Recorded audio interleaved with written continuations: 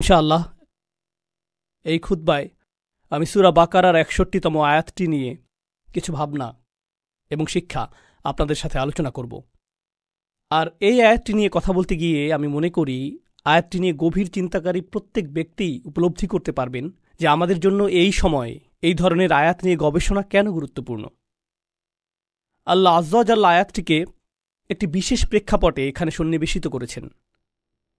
বনী ইসরাইল ফেরাউনের হাত থেকে রক্ষা পেয়েছিল, তারা ফেরাউন থেকে রেহাই পেয়েছিল, আর অনেক অনেক প্রজন্ম ধরে তারা ফেরাউনের শাসনের অধীনে বসবাস করে আসছিল। তো দীর্ঘ সময় ধরে তারা অধিকৃত জনগোষ্ঠী হিসেবে বসবাস করেছে কর্তৃত্ববাদী একটি শক্তির অধীনে, যা তাদেরকে শাসন করেছে, দাসতুল্য আচরণ করেছে এবং নিচু জাত হিসেবে গণ্য করেছে। এখন বিষয় হল, নির্যাতনকারী এবং নির্যাতিতের মাঝে অদ্ভুত একটা সম্পর্ক রয়েছে। পৃথিবীর ইতিহাসে আপনি দেখবেন যে কিছু জাতি অন্য জাতির দ্বারা শাসিত হয়েছে। গোটা মানব ইতিহাস জুড়ে এমনটা ঘটেছে। উদাহরণস্বরূপ জাপানিরা চাইনিজদের সাথে এমনটা করেছিল, ব্রিটিশরা পৃথিবীর অনেক দেশেই এমনটা করেছে, ডাচরা এমনটা করেছে ইন্দোনেশিয়াতে, ইত্যাদি ইত্যাদি। আর যখন এই আক্রমণকারী ঔপনিবেশিক শাসকরা কোথাও চলে আসে, সেখানে বিজয়ী হওয়ার পর তাদের বিরুদ্ধে যুদ্ধরতরা ছাড়া সাধারণ জনগণ, লক্ষ কোটি সাধারণ জনগণের কাছে প্রথমে মনে হয় না যে তাদের জীবনে খুব একটা পরিবর্তন এসেছে। রোমানরা বিজয়ী হওয়ার আগে যে কৃষক ছিল, রোমানরা বিজয়ী হবার পরেও সে কৃষকই রয়ে গেছে। তাদের প্রদত্ত কর হয়তো ভিন্ন কর্তৃপক্ষের হাতে যাচ্ছে, কিন্তু জীবন খুব একটা পরিবর্তিত হয়নি, যুদ্ধের সময়টা বাদে। একইভাবে বিশেষত রোমান সাম্রাজ্য, মঙ্গোলীয় সাম্রাজ্য, অন্য যুদ্ধবাজ জাতিগুলো যারা গোটা পৃথিবী জুড়ে তাদের সাম্রাজ্যকে বিস্তৃত করেছে, তাদের এটা করার একটা পন্থা ছিল এই যে তারা বিদ্যমান অবস্থাতে তেমন একটা পরিবর্তন আনত না। তোমরা তোমাদের কার্যপদ্ধতি বজায় রাখো, যেভাবে চাষবাস করছিলে তা চালিয়ে যাও, বাজার যেভাবে চলছিল তা অব্যাহত রাখো, এখন শুধু অর্থ এই দিকে আসতে হবে, এইটুকুই। তো সাধারণ মানুষের কাছে অর্থনৈতিক পর্যায়ে ক্ষমতার এই রদবদলকে খুব বেশি পরিবর্তন বলে মনে হতো না। কিন্তু বিজয়ী শক্তির জন্য এটাও গুরুত্বপূর্ণ ছিল যে মানুষ যাতে জানতে পারে শহরে নতুন এক কর্তা এসেছে। করের অর্থ নীরবে নিভৃতে ভিন্ন গন্তব্যে সঞ্চালিত হবে, এটুকুই যথেষ্ট না, বরং কর্তৃত্বের একটা বহিঃপ্রকাশও থাকতে হবে। মানুষের এটা স্বীকার করতে হবে যে একটি শক্তিধর সাম্রাজ্যের শক্তিধর সম্রাটের অধীনে বসবাস করছে তারা। আর যেভাবে তারা এটা করত তা শুধুমাত্র সামরিক শক্তি প্রদর্শনের মাধ্যমে না, কারণ সেটা ছিল অনেক ব্যয়বহুল। আর সেনাবাহিনী তো মূলত ব্যবহৃত হয় যুদ্ধক্ষেত্রে। সেনাবাহিনী ব্যবহৃত হয় গুপ্তচর বৃত্তির কাজে, গোপন সংবাদ সংগ্রহের কাজে। যখন আপনি জনগণ নিয়ন্ত্রণ করার জন্য সেনাবাহিনী ব্যবহার করবেন, সেই অনুপাতে তো জনসংখ্যাও অনেক বেশি, আর এটা সেনাবাহিনীর কাজও না। এজন্য এই ক্ষেত্রে অন্য অস্ত্র ব্যবহার করতে হবে। আমি এগুলোকে অস্ত্র হিসেবেই আখ্যায়িত করছি। আমেরিকাকে এখন বলা হয়ে থাকে হৃদয় এবং মনের নিয়ন্তা, এটাই বলা হয়ে থাকে। এখন আপনার আর বন্দুক এবং বোমার প্রয়োজন নেই। আপনার যা প্রয়োজন তা হল বিনোদন, খেলাধুলা, কনসার্ট। রোমানরা এটা করেছে, সকল রাজারাই এটা করেছে। তারা বড় ধরনের আয়োজন করত, তাদের বিভিন্ন জাতীয় উৎসবের দিন থাকত। জনগণকে এটা অনুভব করতে হবে যে সাম্রাজ্যের প্রতি তাদের আনুগত্য হল নাগরিকত্বের অংশ। আর এই লোকগুলো বিজয়ী হয়েছে কারণ তারা জয়ী হওয়ার যোগ্য। তাদের বিজয়ী হওয়াটা ইতিবাচক বিষয়। তারা যদি জয়ী না হতো, সাম্রাজ্য হিসাবে আমরা অগ্রগতি অর্জন করতাম না। যদিও তারা আপনাকে নিজেদের অন্তর্ভুক্ত মনে করে না, কিন্তু তারা চায় যে আপনি তাদেরকে নিজেদের পরিবার হিসেবে গণ্য করেন। তারা কখনোই আপনাকে নিজের পরিবার হিসেবে গণ্য করবে না, কিন্তু তারা চায় যে আপনি তাদেরকে নিজেদের পরিবার হিসেবে গণ্য করেন। আর তারা এটা করে পতাকার মাধ্যমে, কুচকাওয়াজের মাধ্যমে, গান, প্রদর্শনী এবং প্রোপাগান্ডার মাধ্যমে। তারা এগুলো সৃষ্টি করবে। এমনকি ফেরাউনের সময়েও সে এগুলো সৃষ্টি করেছিল। আপনি ফেরাউন রাজবংশের ইতিহাস অধ্যয়ন করলে এটা লক্ষ্য করবেন। এটা অধ্যয়ন গুরুত্বপূর্ণ, কারণ কোরআনে বারবার ফেরাউনের আলোচনা এসেছে। আপনি যদি প্রাচীন মিশরীয় ফেরাউন সাম্রাজ্য নিয়ে জানেন, তারা প্রচুর পরিমাণে অদ্ভুত কিন্তু ভীতিকর এবং শক্তিশালী স্মৃতিস্তম্ভ নির্মাণ করেছিল, যেমন পিরামিড, স্ফিংস এবং অন্যান্য আরও অদ্ভুত ধরনের স্থাপনা, যা দেখার জন্য এখনও মানুষ এই সকল স্থান ভ্রমণ করে। আর এই সকল স্থাপনা এমনভাবে নির্মাণ করা হয়েছিল যে যখন মানুষ নৌপথে ভ্রমণ করত, তারা এই স্থাপনাগুলো নদীর তীরে দেখতে পেত। ও, এই লোকদের সাথে ঝামেলা করা যাবে না, দেখো তারা কি নির্মাণ করেছে। এটা ছিল ভীতি সৃষ্টির একটা মাধ্যম। কোরআনে আল্লাহ আজ্জা ওয়া জাল্লা পূর্ববর্তী জাতিগুলোর ব্যাপারে এই বিষয়টি বর্ণনা করেছেন। যেমন হুদ আলাইহিসসালামের জাতি, তারাও এটা করত। তারা মূর্তি এবং বিশালাকার স্থাপনা নির্মাণ করত। অন্য কোনো কারণে না, বরং একটা ভাবমূর্তি, একটা প্রভাব সৃষ্টির জন্য। ঠিক তো এটা কোনো একটা বিষয়ের প্রতীক। আপনারা জানেন, যখন আমেরিকার বিদ্রোহীরা ব্রিটিশ সাম্রাজ্যের বিরুদ্ধে যুদ্ধ করেছিল, তখন ফ্রেঞ্চরা যেহেতু ব্রিটিশদেরকে ঘৃণা করত, ব্রিটিশদেরকে মানসিক যন্ত্রণা দেওয়ার জন্য তারা স্ট্যাচু অফ লিবার্টি উপহার দিয়েছিল, ফ্রান্স এবং আমেরিকার মাঝে মৈত্রী সম্পর্কের প্রতীকস্বরূপ। আর স্ট্যাচু অফ লিবার্টি কিসের প্রতিনিধিত্ব করে? স্বাধীনতা, বাক স্বাধীনতা, ধর্মের স্বাধীনতা, মত প্রকাশের স্বাধীনতা, মানুষ হিসেবে যেমন ইচ্ছা বাঁচার স্বাধীনতা। যদিও ফ্রান্স এই স্বাধীনতাগুলো উদযাপন করে, সেখানে হিজাব পরিধান করলে আপনি চাকরি পাবেন না। বায়োডাটাতে আপনার নামে মোহাম্মদ উল্লেখ করলে চাকরির ইন্টারভিউর জন্য ডাক পাবেন না। সেই ব্যক্তি যিনি একজন সাদা চুলের, সাদা চামড়ার আলজেরিয়ান, তার নাম আব্দুল করিম, তিনি একটি চাকরির আবেদন করেছেন, কিন্তু তিনি তা পেলেন না। তিনি নিজের নাম পরিবর্তন করে জেক রাখলেন, আর সাথে সাথেই চাকরির ডাক পেয়ে গেলেন। এটাই স্বাধীনতা। কিন্তু এটা শুধু একটা প্রতীক। এটা মানুষকে দেখানোর জন্য যে এর প্রতিনিধিত্ব আমরা করি, এটাই আমরা উদযাপন করি। এটা করা হয় পতাকা এবং এই জাতীয় অন্যান্য জিনিসের মাধ্যমে। এখন বেশিরভাগ মানুষের ক্ষেত্রে কি ঘটে? বেশিরভাগ মানুষের ক্ষেত্রে এই সাম্রাজ্যগুলো যা করেছিল তা হলো, এই মানুষগুলো পৃথিবীর সম্পর্কে যেরকম চিন্তা করে তা নিয়ন্ত্রণ করত। আপনি যদি সেই সময় বসবাস করতেন, তাহলে তারা চাইতো যে তাদের মতো করে জগৎ আপনি চিন্তা করেন। তারা চায় সেভাবে আপনি জগৎকে দেখুন, যেভাবে তারা আপনাকে দেখাতে চায়। আর সেটা ছিল তাদের সবচেয়ে শক্তিশালী অস্ত্রগুলোর একটি। বনি ইসরায়েল ছিল দাসতুল্য। মিশরীয় সমাজে তারা ছিল দাসতুল্য। আর মুসা আলাইহিসসালাম তাদেরকে সেই দাসত্বের শৃঙ্খল থেকে মুক্ত করেছিলেন। এখন তারা মুক্ত। তারা রয়েছে মরুভূমিতে। মিশরীয় সেনাবাহিনী ডুবে গিয়েছে, তারা ধ্বংসপ্রাপ্ত হয়েছে। এখন তারা মুক্ত, কিন্তু আসলে তারা মুক্ত নয়। কারণ প্রকৃত আক্রমণটি সামরিক আক্রমণ ছিল না, প্রকৃত আক্রমণটি ছিল মানসিক আক্রমণ। তারা শারীরিক বিবেচনায় মুক্তি পেয়েছিল বটে, কিন্তু মানসিকভাবে তারা মুক্ত হতে পারেনি। তারা মানসিকভাবে মুক্ত হতে পারেনি। তারা এখন একরকমভাবে মুক্ত। আমি আপনাদেরকে একটা উপমা প্রদান করছি। ধরুন কেউ কারাগারে রয়েছে, মিথ্যা অভিযোগে তাকে কারাগারে বন্দী করা হলো, আর ২০ বছর কারাগারে কাটানোর পর সে মুক্তি পেল। যখন সে মুক্তি পায়, সে আবারও সূর্য দেখতে পায়, সে আবারও স্বাভাবিক খাবার খেতে পায়, সে আবারও বন্ধুত্ব তৈরি করতে পারে। সে কি আর কখনো কারাগারের পোশাক পরিধান করতে চাইবে? আমি সেই পোশাকগুলো মিস করছি। সে কি এটা বলবে? সে কি এটা বলবে যে কারাগারে যে তরল ধরনের খাবার দেওয়া হতো, সেই খাবারটা আমি খুব মিস করছি। আমি মুরগির মাংস খেতে চাই না, আমি গরুর মাংস খেতে চাই না, আমি বারবিকিউ খেতে চাই না, আমি সেই পুরাতন নোংরা পাত্রটি চাই। আর আমি অন্ধকারাচ্ছন্ন স্থানে বসে খাবার খেতে চাই যেখানে ইঁদুর ঘুরে বেড়ায়, কারণ আমি সেগুলো মিস করছি। কেউ সেটা করবে না, কেউই সেটা করবে না। প্রকৃতপক্ষে সে যদি একটা ইঁদুর দেখে, অথবা সে যদি কারাগারের খাবারের পাত্রটির মতো একটা পাত্র দেখতে পায়, তার স্মৃতিতে সেটা ভেসে উঠতে পারে। তার হয়তো পুরনো দিনের কথা মনে পড়ে যেতে পারে। সে হয়তো কান্না শুরু করে দিতে পারে। তার সেটা মনে পড়ে যায় যখন সে কোনো পুলিশ অফিসারকে দেখে। তার হৃদয়ের মধ্যে আতঙ্ক অনুভব করতে পারে, কারণ সে এই অবস্থার মধ্য দিয়ে গিয়েছে। এমনকি সে কারাগারের পাশ দিয়ে যাতায়াতও করতে পারে না। এটা তার জীবনের ভয়ঙ্কর কালো অধ্যায়ের কথা স্মরণ করিয়ে দেয়।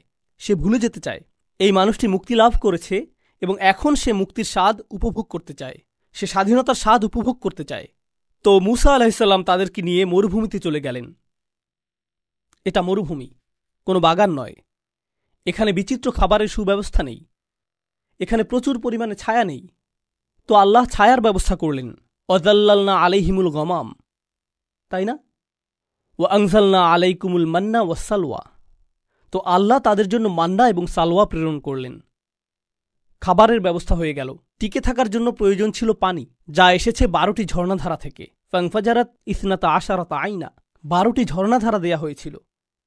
আমিষের ব্যবস্থা করা হয়েছিল, সালওয়ার ব্যবস্থা করা হয়েছিল, এই পাখির ব্যবস্থা করা হয়েছিল। এই পাখি শিকার করে তারা মাংস আহার করতে পারত। আমিষ এবং চর্বির প্রয়োজন পূরণ হলো। মান্না হলো এক ধরনের গম যা তারা উৎপন্ন করত। তো তাদের জন্য শর্করার ব্যবস্থা করা হলো। পানিরও অভাব ছিল না। এটি ছিল পরিপূর্ণ পুষ্টির একটা ব্যবস্থা। তারা সেখানে কোনো সমস্যা ছাড়া টিকে থাকতে পারত পূর্ণ স্বাধীনতা সহকারে। তবে এই মানুষগুলো যারা শারীরিকভাবে মুক্ত হয়েছিল ঠিকই, কিন্তু তখনও মানসিক দাসত্বে আবদ্ধ ছিল। আর 61 নম্বর আয়াতে তারা মুসা আলাইহিসসালামের কাছে আসলো। আল্লাহ বলছেন, ওয়া ইয কুলতুম, স্মরণ করো যখন তোমরা মুসাকে বলেছিলে, লা নাসবিরা আলা তাআমিন ওয়াহিদ, আমরা শুধু এক ধরনের খাবার খেতে পারবো না। একই খাবার বারবার খাওয়ার ধৈর্য আমাদের নেই। দুপুরের খাবার কি? মান্না এবং সালোয়া। রাতের খাবার কি? সালোয়া এবং মান্না। একই জিনিস বারবার। আমি আর এটা পারছি না। কাম অন, কিছুটা বৈচিত্র্য নিয়ে আসো। তো তারা মুসা আলাইহিসসালামের কাছে আসলো, আর অভিযোগের এই অংশে তারা বলল, ফাদউ লানা রব্বাক ইখরিজ লানা মিম্মা তুমবিতুল আরদু মিন বাকলিহা ওয়া কিসসাইহা ওয়া ফুমিহা ওয়া আদাসিহা ওয়া বাসলিহা। তারা বলল, কেন তুমি তোমার প্রভুর কাছে দোয়া করছো না? তার উচিত আমাদের জন্য আরও বিচিত্র ধরনের সবজির ব্যবস্থা করা, যেমন ডাল, পেঁয়াজ, কিছুটা তরকারি থাকা তো প্রয়োজন, কিছু মশলা তো থাকা প্রয়োজন। এই জিনিস খেয়ে যেতে পারবো না। আমরা কি আল্লাহর কাছে ভালো খাবারের অর্ডার করতে পারি না? এটাই তারা জিজ্ঞেস করছে। এটা কেন গুরুত্বপূর্ণ? কেন আল্লাহ এই সকল সবজির নাম উল্লেখ করলেন? মজার বিষয় হল, এইগুলো ছিল মিশরের জনপ্রিয় সবজি, আর তারা তাদের মিশরীয় প্রভুদের সবসময় এই খাবার খেতে দেখেছে। আর তাদের কাছে সেখানে সম্ভবত এটা তো শুধুমাত্র 2টা খাবারের মিশ্রণ, সেই খাবারের কিছুটা অবশিষ্টও ছিল। আমি আপনাদেরকে উপমা দিয়েছি যে তারা কারাগারের খাবার মিস করে, তাই না? এখন তোমরা মুক্ত হয়ে গিয়েছ, কিন্তু তোমাদের মস্তিষ্ক এখনও কারাগারের মধ্যে রয়েছে, আর তোমরা সেই খাবারই চাইছ যা কারাগারে থাকতে উপভোগ করতে। আর তোমাদের নবীকে জিজ্ঞেস করছো, হ্যাঁ স্বাধীনতাটা চমৎকার, কিন্তু আমরা কি জেলখানার খাবারে আবার ফিরে যেতে পারি? মুসা আলাইহিসসালাম উল্লেখযোগ্য একটা জবাব দিয়েছিলেন। এটা শুধু খাবার নিয়ে ছিল না, পৃথিবীর সবচেয়ে শক্তিধর সাম্রাজ্যের অধীনে আমরা বসবাস করেছি। পৃথিবীর অন্য সকল জাতি ফেরাউনের ভয়ে ভীত ছিল। আমাদের ফেরাউনি নাগরিকত্ব ছিল। সর্বশ্রেষ্ঠ পরাশক্তি মিশরের পাসপোর্ট ছিল আমাদের গ্রিন কার্ড ছিল, সব কিছু ছিল আমাদের। এই সব কিছু ত্যাগ করে এখন আমরা মরুভূমিতে এসে পড়েছি। এই পাখি আর রুটি খাচ্ছি, এটাই স্বাধীনতা? এখানেই তুমি আমাদের নিয়ে এসেছ। আমরা পৃথিবীর 1 নম্বর জাতি থেকে পালিয়ে এসেছি, আর তুমি এভাবে আমাদের জীবনযাপন করতে বলছো? লক্ষ্য করুন, তারা 1 নম্বর জাতি ছিল না, তারা ছিল 1 নম্বর জাতির দাস। কিন্তু তাদের চিন্তায় আমরাই 1 নম্বর জাতি। কারণ মিশরীয় প্রভুরা তাদের মধ্যে এই ধারণা সৃষ্টি করেছিল যে তারা সেই সাম্রাজ্যের অংশ, যদিও আপনি আসলে একটা পতঙ্গ যা তারা তাদের পায়ের নিচে পিষ্ট করে। আপনি আসলেই পতঙ্গ ছিলেন যা তারা পিষ্ট করে। তারা এমনটাই ছিল। উদাহরণস্বরূপ, আমেরিকার রাজনীতিতে কিছু মানুষ ডোনাল্ড ট্রাম্পের জন্য পাগল ছিল, তার জন্য তারা উন্মত্ত ছিল। অনেক খ্রিস্টানরা জিসাসের চেয়েও ট্রাম্পের প্রতি বেশি আগ্রহী ছিল, আমরা এটা দেখেছি। আর এই মানুষগুলোর ঠিকমতো বিদ্যুৎ বিল পরিশোধ করতেও কষ্ট হয়ে যায়। তারা কোনো রকমে টিকে আছে, কিন্তু যখন ট্রাম্প আসে, আমরা আপনাকে ভালোবাসি, আর সে বলে আমিও তোমাদেরকে ভালোবাসি, সে আপনাদের কাউকেই ভালোবাসে না। কিন্তু সে অত্যন্ত সফলভাবে আপনাদের মাঝে এই ধারণা সৃষ্টি করেছে যে তাকে আপনাদের ভালোবাসা উচিত। সে সফলভাবে এটা করেছে। এটা ফেরাউনের কৌশল, ইতিমধ্যে এটা উল্লেখ করা হয়েছে। তো তারা ছিল দাস, কিন্তু সেখান থেকে মুক্তি পেয়েও সেই পুরাতন জিনিসই তারা চাইছে। ঔপনিবেশিক প্রভু তাদেরকে যা দিয়েছিল তাই তারা চায়। তারপর মুসা আলাইহিসসালাম বললেন, ইহবিতু মিসরান। এখানে মিশ্রণ শব্দটি আসলেই উল্লেখযোগ্য একটা শব্দ। আরবি ভাষায় মিশ্রণ অর্থ হল গ্রামীণ উন্মুক্ত এলাকা। এখানে বলা যেত বালাদান, আরদান অথবা ওয়াদিয়ান, এই ধরনের যে কোনো শব্দই বলা যেত, কিন্তু আল্লাহ মিসরন শব্দটি বাছাই করেছেন তানবিন সহকারে। মিসরন এর শেষে নুন ধ্বনিটি শুনতে পাওয়া যায়, মিসরন। কিন্তু মিশরের জন্য আরবিতে ব্যবহৃত শব্দটি হল মিসর, তানবিন ছাড়া। এটাকে বলা হয় মামনু মিনাস সরফ। তো দুটি শব্দ দেখতে খুবই কাছাকাছি, কিন্তু তারা একই অর্থ প্রকাশ করছে না। আপনি যদি মিশ্র অথবা মিশ্রু বলেন, এটা মিশর, কিন্তু যদি মিশ্রন অথবা মিশ্রুন বলেন, এটা গ্রামীণ উন্মুক্ত এলাকা। কিন্তু শব্দ দুটি খুবই কাছাকাছি। এটা এরকম যেন মুসা আলাইহিসসালাম বলছেন, তোমরা আরেক মিশরে ফিরে যেতে চাইছ, তোমরা নতুন একটা স্থানে যেতে চাইছ, কিন্তু আসলে তোমরা আবারও সেই মিশরের অবস্থায় চাইছ। আমি কোথা থেকে এসেছি তা নিয়ে আপনাদেরকে মজার একটা কথা বলি। আমি মূলত পাকিস্তানি বংশোদ্ভূত, আর আমি পাকিস্তান ভালোবাসি। আমি সেই গোটা অঞ্চলটাকেই আসলে ভালোবাসি। সেই অঞ্চলটির ইতিহাসের প্রসঙ্গে বলতে গেলে, বিশেষত বিশ্ববিদ্যালয় এবং হাই স্কুলের যেই ছাত্ররা এখানে রয়েছেন, আমি চাই যে আপনারা একটা বই পড়েন, বিশেষত যদি আপনি দক্ষিণ এশিয়া থেকে এসে থাকেন। যদি আপনি ভারত, পাকিস্তান, বাংলাদেশ, আফগানিস্তান, এমনকি শ্রীলঙ্কা এবং সেই অঞ্চলের অন্যান্য দেশ থেকে এসে থাকেন, আপনি বইটি পড়েন। বইটির নাম Islam and the English enlightenment. Islam and the English enlightenment. আমি চাই যে আপনি এই বইটি পড়েন। তো মূল কথায় আসি, ব্রিটিশরা ভারতকে উপনিবেশ করেছিল। তারা হিন্দু, মুসলিম, শিখদেরকে একটা সময় ধরে শাসন করেছে। ভারতীয়রা স্বাধীনতা আন্দোলন করেছে, বিশেষত মুসলিমরা লড়াই করেছে। দীর্ঘ সময় এতে কোনো ফল হয়নি। এদের তো পরস্পর শত্রু হওয়ার কথা ছিল। শত্রুর সব কিছুকে আপনার ঘৃণা করা উচিত। কিন্তু সেই শত্রু অত্যন্ত সফলভাবে এটা শিখাতে সক্ষম হয়েছিল যে যদি তুমি আমার ভাষায় কথা বলো তাহলে তুমি সাফল্য অর্জন করবে, যদি তুমি আমার মতো পোশাক পরো তাহলে তুমি সাফল্য অর্জন করবে, যদি তুমি আমার মতো খাবার গ্রহণ করো তাহলে তুমি সফল হতে পারবে, যদি তুমি আমার মতো কথা বলো, যদি তুমি আমার মতো আচরণ করো, যদি তুমি আমার মতো দেখতে হও, যদি তুমি ভান করো যে তুমিই আসলে আমি, তোমার গায়ের রং শ্যামলা হলেও যদি ভান করো যে তুমি সাদা চামড়ার মানুষ, তাহলে আসলেই তুমি সফল হতে পারবে। ব্রিটিশরা কিন্তু খুবই ছোট একটা জাতি, না জানলে জেনে রাখুন। আমি অনেকবার ইংল্যান্ডে গিয়েছি। আপনি গাড়ি চালিয়ে কয়েক ঘন্টার মধ্যেই গোটা দেশটি অতিক্রম করতে পারবেন। যখনই আমি গাড়ি চালিয়েছি দেখেছি যে এর বেশিরভাগই ফসলের জমি। একটা শহর ফসলের জমি, আরেকটি শহর ফসলের জমি। আমি এটা দেখেছি আর বলেছি, ইয়া আল্লাহ, কোথায় এই লোকগুলো আর কোথায় গোটা পৃথিবী, কিভাবে এটা সম্ভব হয়েছে? আর আপনি যদি ইংল্যান্ডের ইতিহাস পাঠ করেন, তারা একে অপরকে হত্যা করতে উদ্যত হয়েছিল, তাদের রাজারা একে অপরকে হত্যা করতে উদ্যত হয়েছিল। আর তারা সেখান থেকে এমন এক সময় শুরু করে যখন তাদের গোটা সেনাবাহিনী এমনকি ৬০-৭০ হাজারও ছিল না। যদি আপনি বাড়িও ধরতে চান, বড়জোর তাদের সৈন্য ছিল ২ লাখ, আর মুঘল সৈন্য ছিল অনেক বেশি। ২০ থেকে ৭০ লাখের মধ্যে এই সংখ্যা উঠানামা করত। কিভাবে এটা ঘটল? এটা সামরিকভাবে ঘটেনি, ভিন্ন কিছু সেখানে ঘটে যাচ্ছিল। আর আমাদের জানতে হবে যে এই আধিপত্য কিভাবে কাজ করে। হ্যাঁ, সামরিক বিষয়টাও রয়েছে, কিন্তু এখানে অন্য প্রক্রিয়া, অন্য অস্ত্রও ব্যবহৃত হয়েছে। আর সেই অস্ত্রের বিষয়টি হল, এমনকি যখন মানুষ ব্রিটিশদের কাছ থেকে স্বাধীনতা অর্জন করে, এমনকি যখন মানুষ আলজেরিয়াতে হত্যার শিকার হয়েও ফ্রেঞ্চদেরকে বিতাড়িত করেছে, তারা হয়তো ফ্রেঞ্চদেরকে বিতাড়িত করতে পেরেছিল, কিন্তু একটি ফ্রেঞ্চ ভিতরে রয়ে গিয়েছে। তারা ব্রিটিশদের বিতাড়িত করেছে, কিন্তু একটি ব্রিটিশ ভিতরে রয়ে গিয়েছে। আর অবস্থা যখন এমন হয়, এই অবস্থায় আপনি পাকিস্তানের মতো একটা দেশে যেতে পারেন, যা আমি ভালোবাসি। পাকিস্তানের অনেকগুলো ভাষা নিয়ে গড়া চমৎকার ঐতিহ্য রয়েছে। এর মধ্যে অনেক ভাষা মৃতপ্রায়। সেখানে আপনি যদি একটি রেস্টুরেন্টে যান আর উর্দু ভাষায় কথা বলেন, তাহলে ওয়েটার আপনার দিকে বিরক্তি ভরে তাকাতে পারে। কিন্তু আপনি যদি একই কথা ইংরেজিতে বলেন, এর উপরে আপনি যদি আমেরিকান উচ্চারণে এটা বলেন, please sir, this way sir, আপনি পরীক্ষা করে দেখতে পারেন। আপনি স্যুট পরিধান করে সেখানে প্রবেশ করে ইংরেজিতে কথা বলুন, এরপর বেরিয়ে যান, পোশাক পরিবর্তন করে দেশীয় পোশাক পরুন, তারপর আবার প্রবেশ করে উর্দু ভাষা বলুন, সম্পূর্ণ ভিন্ন আচরণ পাবেন। আর এটা আমেরিকাতে ঘটছে না, কানাডাতেও ঘটছে না, ইংল্যান্ডেও ঘটছে না, এটা ঘটছে মুসলিম বিশ্বে। আর শুধুমাত্র পাকিস্তানেই না, এটা ঘটছে ভারতে, বাংলাদেশে, ইন্দোনেশিয়াতে, মালয়েশিয়াতে, এটা ঘটছে উত্তর আফ্রিকায়, সমগ্র মুসলিম বিশ্বে।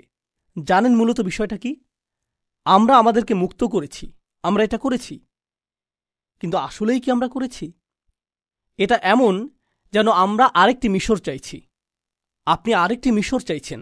আর যারা এখানে তরুণ প্রজন্মের কাছে মনে হবে, আমি তো কানাডায় জন্ম নিয়েছি, আপনি কিসের কথা বলছেন? এই কথাগুলোর সাথে আমি সম্পর্ক খুঁজে পাচ্ছি না।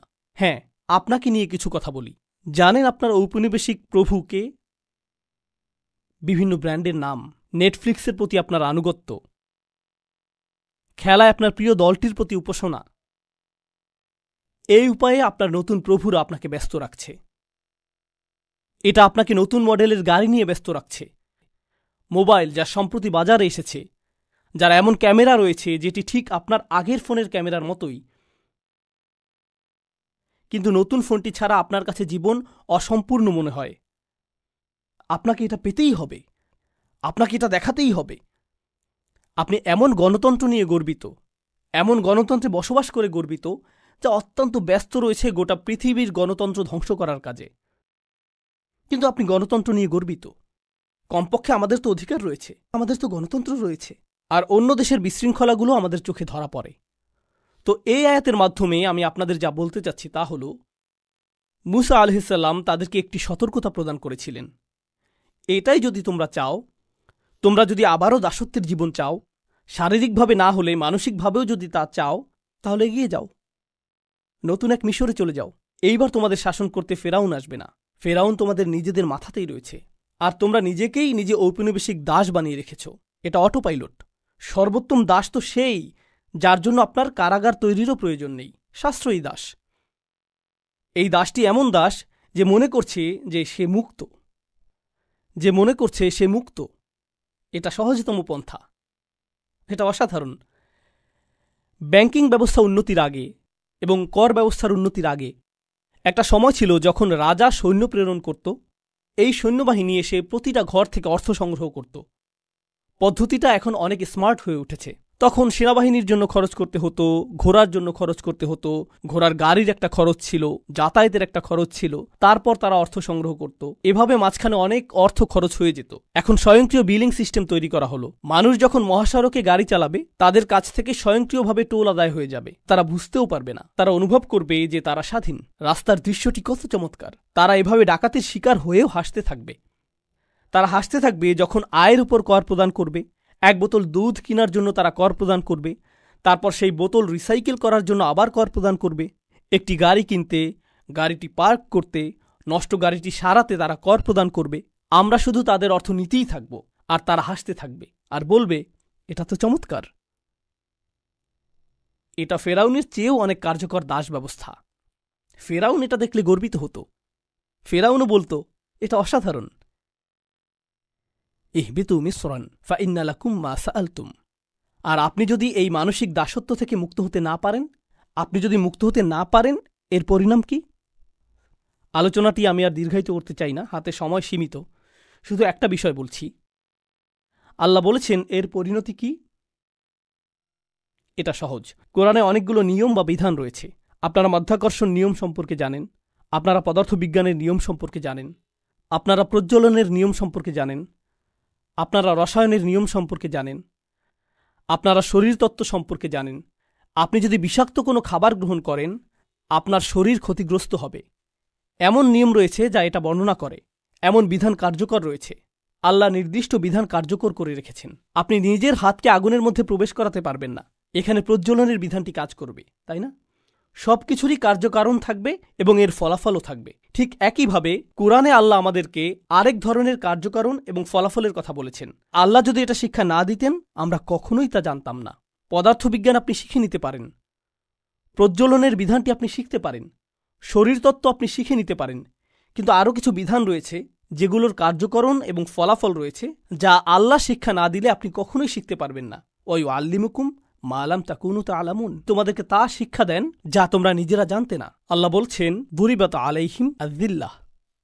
আযিল্লাহ দিয়ে তাদেরকে চপটাঘাত করা হয়েছিল।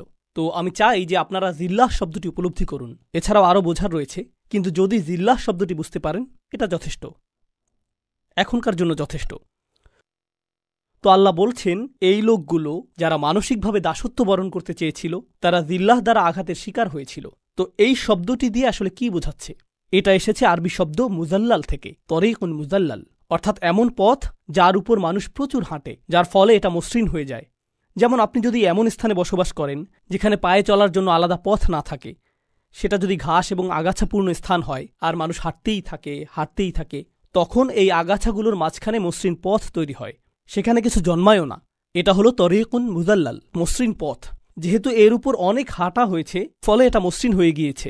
হা ইতুন জলিল, এটা ব্যবহৃত হয় দেয়ালের ক্ষেত্রে। মানুষ দেয়াল নির্মাণ করে বাইরের মানুষকে দূরে রাখার জন্য, কিন্তু দেয়ালটি যদি 1 হাত পরিমাণ উঁচু হয়, এর ফলে মানুষ সহজেই ঢুকে পড়তে পারে। এটা অকেজো, কারণ এটা অনেক নিচু। এই ধরনের দেয়ালকে বলা হয় হা ইত জলিল, এটা অনেক নিচু। এভাবে বাইতুন জলিল, যখন আপনি বাড়ি কিনেন, আপনি তা কিনতে চান উঁচু জায়গার উপর, কিছুটা উঁচু স্থানে, কারণ যখন বৃষ্টি নামবে পানি গড়িয়ে নেমে যাবে।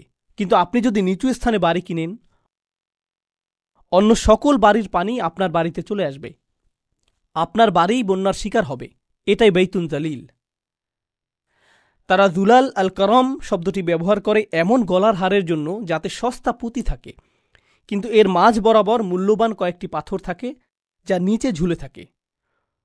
তো দুল্লিয়াত আনাকিদুহ, মূল্যবান যে পাথরগুলো নিচে ঝুলে থাকে সেগুলোকে আসলে বলা হয় জুলাল, যেগুলো নিচে ঝুলে থাকে। মুহাম্মদ হাসান হাসান জাবাল কর্তৃক লিখিত আরবি ভাষার বিখ্যাত অভিধানে তিনি এই ব্যাপারে বলেছেন, নাকসুস ইরতিফা ইশাই, কোনো কিছু উঁচু ছিল কিন্তু এখন তা নিচু হয়ে গেল, এটাই দলিল। কেউ শক্তিশালী ছিল, এরপর সে দুর্বল হয়ে গেল, এটাই দলিল। সামাজিক দৃষ্টিকোণ থেকে কেউ আগে আত্মমর্যাদা সম্পন্ন ছিল, আর এখন মানুষের পায়ের নিচে পিষ্ট হওয়াকে এবং নত হয়ে থাকাকে সে উপভোগ করে, এটাই দলিল। তো মুসলিম সভ্যতার সাথে কি ঘটেছে? আজকের দিনেও এমন স্থান রয়েছে, আমি নিজে এমন স্থানে গিয়েছি, মুসলিম সমাজেই কোনো নারী যদি হিজাব পরিধান করেন, তিনি সেখানে অশিক্ষিত, গেঁয়ো এবং সেকেলে বিবেচিত হন। তারা পশ্চিমাদের থেকেও বেশি পশ্চিমা সাজতে চায়। পশ্চিমারাও এতটা পশ্চিমা সুলভ আচরণ করে না। কেন? কারণ আমরা এটা অনুভব করতে চাই যে আমরা আধুনিক অনুভব করতে চাই। আপনি লক্ষ্য করবেন যে যুদ্ধ বিধ্বস্ত দেশ, যেখানে গোটা দেশটি ধ্বংসপ্রাপ্ত হয়েছে, গণহত্যা চালানো হয়েছে, আর সেই মানুষগুলোই তাদের মূল্যবোধের অনুভূতি হলো এরকম, দেখো আমি কোন ব্র্যান্ডের বেল্ট কিনেছি, দেখো আমার জুতাগুলো, দেখো আমি কোন স্যুটটি কিনেছি, এটাই তার মূল্যবোধের উৎস। প্রভু বলেছে, আমার কাছ থেকে কিনো, আমাকেই কর প্রদান করো, আর একই সাথে গর্বিতও বোধ করো। মানুষ এর চেয়ে বেশি জলিল কিভাবে হতে পারে? মানুষ এর চেয়ে নিচে আর কিভাবে নামতে পারে? এটা হালাল এবং হারামের বিষয় না। আমি চাই যে আপনারা বিষয়টা উপলব্ধি করুন। এটা হারামের সাথে সম্পর্কিত না, এটা আত্মমর্যাদার বিষয়। আমি সমাপ্তি টানছি এই বলে যে পৃথিবীর সকল সংস্কৃতিই হল আদম আলাইহিসসালামকে যা দেয়া হয়েছিল তা থেকে আগত। আনজালনা আলাইকুম লিবাসান ইউআরি সাওআতিকুম ওয়ারিশা। আদম আলাইহিসসালামকে বলা হয়েছিল, আল্লাহ তোমার জন্য পোশাক প্রেরণ করেছেন যাতে তোমার লজ্জাস্থানকে আবৃত করতে পারো। তো আপনি যদি পরিধান করেন বাংলাদেশি পোশাক, পাকিস্তানি পোশাক, আফগানি পোশাক, আমেরিকান পোশাক, ব্রিটিশ পোশাক, জাপানি পোশাক, এই সবগুলোরই সূচনা হয়েছে আদম আলাইহিসসালামকে যা প্রদান করা হয়েছিল তা থেকে। আর আল্লাহ তার কিতাব এবং তার রাসূলের সুন্নাহর মাধ্যমে আমাদেরকে পথ নির্দেশনা দিয়েছেন পোশাকের থেকে অজ্ঞতা দূর করার জন্য। আপনি পরিশীলিতভাবে জাপানি পোশাকও পরতে পারেন, আপনি পরিশীলিতভাবে আমেরিকান পোশাকও পরতে পারেন, চাইনিজ অথবা অন্য যে কোনো জাতির পোশাকই পরতে পারেন। সংস্কৃতি প্রত্যাখ্যানের বিষয় নয়, বরং ঔপনিবেশিক প্রভুত্বকে প্রত্যাখ্যান করা উচিত। শাসন করার মানসিকতাকে, শাসকের উপাসনাকে প্রত্যাখ্যান করা উচিত। আর সুবহানাল্লাহ, আমরা অত্যন্ত চমৎকার সময়ে বসবাস করছি। এই সময়ে আমাদের জন্য এই ধরনের আয়াত নিয়ে গভীর চিন্তা করার মাধ্যমে বিশেষত তরুণ প্রজন্মের কাছে একটা সুযোগ রয়েছে ঔপনিবেশিক মানসিকতা থেকে উম্মাকে মুক্ত করার, যা মুসলিম চিন্তাকে আচ্ছন্ন করে রেখেছে 1 শতাব্দীরও বেশি সময় ধরে। মুসলিমরা হল পৃথিবীর বুকে শক্তিশালী একটা জনগোষ্ঠী। আমরা বেশ কয়েক শতাব্দী ধরে ঘুমিয়ে আছি। আমাদের কিছুটা খারাপ সময় পার করছি। আমরা শুধুমাত্র খারাপ সময় পার করছি, কিন্তু এর অর্থ এটা না যে আমরা দুর্বল। আমরা ঘুমন্ত সিংহ। আমরা জেগে উঠতে শুরু করছি। গাজায় যা ঘটে যাচ্ছে তা শুধুমাত্র পৃথিবীর জন্য চক্ষু উন্মোচনকারী নয়। এটা শুধু আমেরিকানদের সচেতন করা না যে আমরা বাক স্বাধীনতার কথা বলে থাকি, কিন্তু তা আসলে আমাদের নেই। আমরা মত প্রকাশের স্বাধীনতার কথা বলে থাকি, কিন্তু আসলে তা আমাদের নেই। আমরা প্রতিবাদ মিছিলের স্বাধীনতার কথা বলে থাকি, কিন্তু তা আসলে আমাদের নেই। এটা শুধুমাত্র আমেরিকানদেরকে এই গুরুত্বপূর্ণ বিষয়গুলো নিয়ে সচেতন করা না, বরং এই চিন্তাও জাগ্রত করা যে তারা আমাদেরকে দাসের মতোই বিবেচনা করেছিল আর অদৃশ্য বেড়া তৈরি করে রেখেছিল। মুসলিমরা বুঝতে পারছে যে এতদিন আমি কিসের উপাসনা করে আসছি, কোন কল্পিত গরু নিজের চিন্তার জগতে তৈরি করে আমি উপাসনা করেছি, বনি ইসরাইলের সেই সোনালী গরুর মতো। এখন আর এটা সোনালী গরু হতে হবে সেটা জরুরি না। এটা হতে পারে যে কোনো কিছুর সোনালী লোগো, এটা হতে পারে এই সোনালী নাইকি, হতে পারে সোনালী ফেরারি, সোনালী অ্যাডিডাস, এগুলো সবই সোনালী গরু। আজকের যুগে এগুলোই সোনালী গরু। পৃথিবীর সকল সামেরিরা এগুলো নির্মাণ করে যাচ্ছে। তো আমি মনে করি যে এটা নতুন একটা সূচনা, এটা নতুন জাগরণের সূচনা। আমরা এখন আর সাংস্কৃতিক আগ্রাসনের শিকার হব না। আমরা নিজেদেরকে প্রকাশিত করতে পারি এবং নিজেরাই চিন্তা করতে পারি, আর আমরা সত্য ছাড়া অন্য কিছুর অনুগত হব না।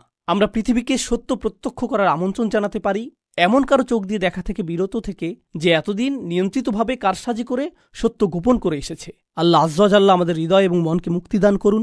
বিশেষভাবে এই প্রজন্মকে আল্লাহ সামর্থ্য দান করুন যারা উম্মাকে ঔপনিবেশিক সেই প্রভুত্ব থেকে মুক্ত করবে যা এখনও ভিতরে রয়ে গিয়েছে, যা বহির্গত প্রভুত্ব থেকে কোনো অংশে কম নয়।